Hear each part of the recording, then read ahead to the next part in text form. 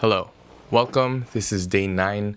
Today I'm going to be talking about how to exercise, how to stay healthy, how to stay active at home and without a gym. I got this idea because I just finished working out, I just finished showering, and you get those shower thoughts and you're like, that would make a great topic for a video. So I have a tiny room and there's not much space, so there's literally no excuses to not stay healthy. There's a bunch of things that I do. I mainly do calisthenics, but we'll talk more about that later. Again, in order to stay healthy, you have to have a bunch of other factors on point, like your nutrition and your sleep. But we're going to be talking mostly about the fitness portion of this and my experience and what I'm currently doing, and maybe even talk about my goals, my calisthenics goals, because I think that would be fun. So yeah, this is going to be an unedited video. You're just going to be seeing my face the whole time. So grab some popcorn. I don't really do a push-pull leg sort of split like at the gym. I kind of do whole body every single day. I kind of want to go and talk about a little bit on why I choose to work out at home instead of the gym. I can totally go to the gym. It's just, for me personally at the moment, I save time, I save money, and I believe that I can achieve the same sort of results at home without a gym. So those are the 3 main reasons.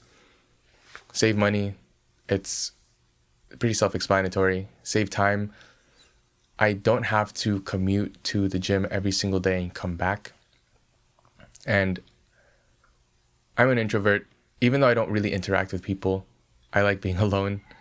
And I do really believe that I can achieve the same results with calisthenics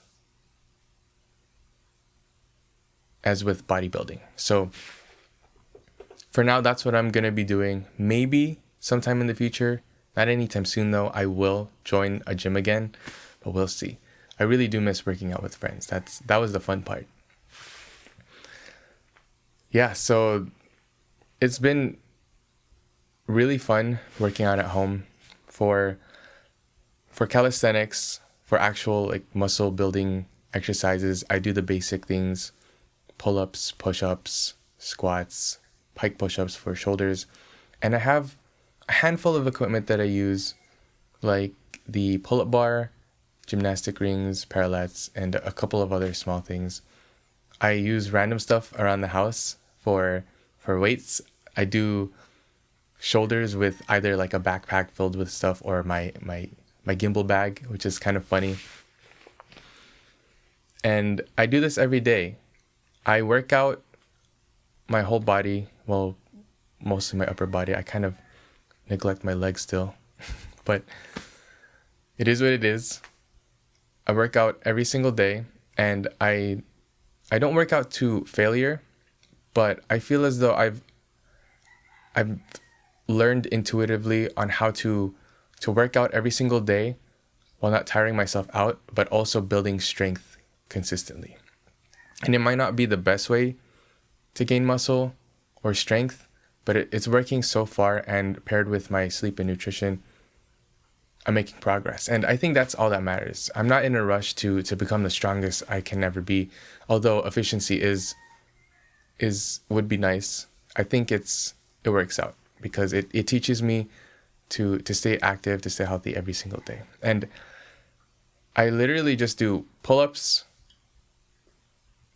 and then I superset it to push-ups, and that's pretty much it. Sometimes I do shoulders, and then I go into cardio after that. For legs, I do, what is that called? Plyometrics. And I have this like little website, this web page that I go to with different exercises on how to increase your vertical jump. And that's what I do for legs. It's pretty intense, and I feel like legs might be the only thing that I can't really grow on in terms of strength, just because you can only do so much with your body weight, right? But I don't really want super strong legs anyways, and body weight is more than good enough. You could do pistol squats. There's a bunch of different variations when it comes to calisthenics that you can do to target specific muscle groups and just gain strength in one specific area. The goals that I want to do, or that I have currently, what I'm working on right now is the L-sit. And if you don't know what the L-sit is, it's basically where you hold yourself up on the ground and your legs are straight ahead of you, parallel to the ground. So that's why it's called an L-sit, because when you do the move, it looks like an L. So I'm working towards that. I can hold it for a few seconds, but it's not the best at the moment.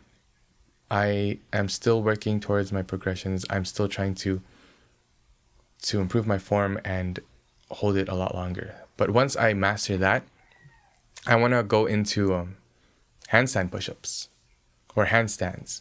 I can do handstand push-ups against the wall, and I can do, I have the strength to do a handstand. It's just I don't have the balance yet, and I think that just takes time and more practice with me just being upside down.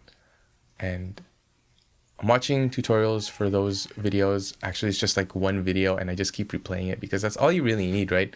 Once you find a tutorial that you really like, I probably might put those links in the description. There's the L-sit one is one of my favorite videos because there's a bunch of things going on where there's storytelling, but then it's so comprehensive on how she teaches you what you need to do in steps and the progressions. It's super cool. The videography is on point. The video looks amazing. The music choice is 10 out of 10. I recommend you just watch that video, even if you don't want to learn how to L-sit. It's such a great video, and I kind of want to make videos like that too.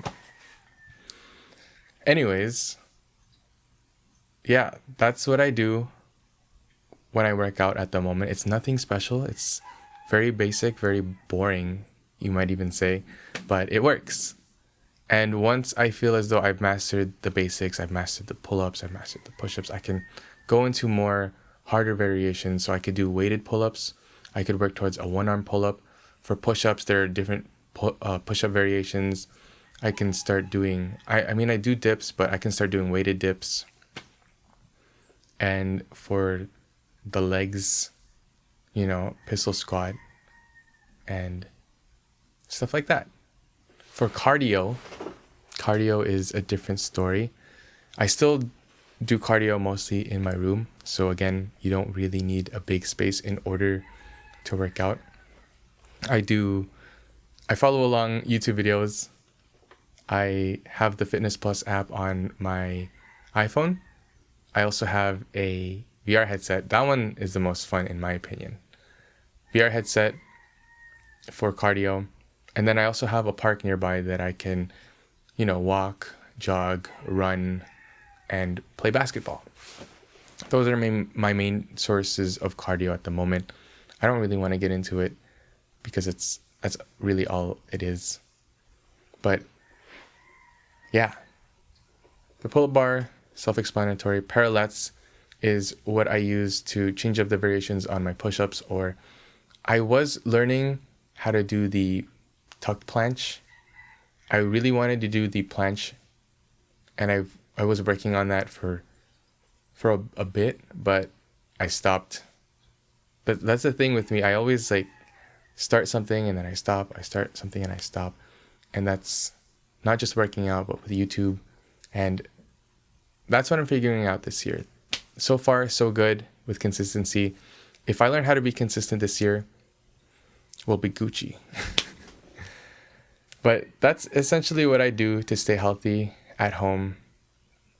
I try to work out every single day, but realistically, it's maybe 5-6 times. There's maybe a couple days a week where I don't work out, but that's okay. Again, nutrition and sleep are big factors to this as well, if not more important factors. And maybe we'll talk more about that later or in the future. Excuse me. But that's it. I think I'm getting better at talking. It's just I still have trouble formulating my thoughts. And especially if it's an impromptu topic like this, to where I had an idea after showering and I decided to make a video on it, I can't really do that. But I think that's the beauty of it. It's supposed to put me in a position where it makes it hard for me to talk, so that I can get better at it. And in the future, when I do want to create, actual videos that help people, I would already have it planned. The pre-production would have the sort of script, the shot list, and everything else that's needed for me to create a video that will actually be helpful to people. So again, this video is meant to help people, but it's also to help me become a better version of myself by becoming more comfortable in front of the camera in order for me to help people. So I really appreciate you. Thank you so much for watching. If you've stayed, I really appreciate you. If you've heard me talk for this long, and if you've been keeping up with this series, we're not halfway done yet, but we're gonna keep going. I honestly, at this point, might think about taking the videos down once the challenge is over, and then just start producing actual videos. But we'll see. We'll see. The progress hasn't really been stagnant in terms of how I'm delivering what I want to say. I feel as though it has gotten a lot better. And it's only been, like a little over a week. So I don't expect to get better, like a completely changed person by the end of the month. But there's already been noticeable improvement, and that's good enough for me. So we'll keep the challenge rolling, and we're gonna do this thing. Thanks for listening.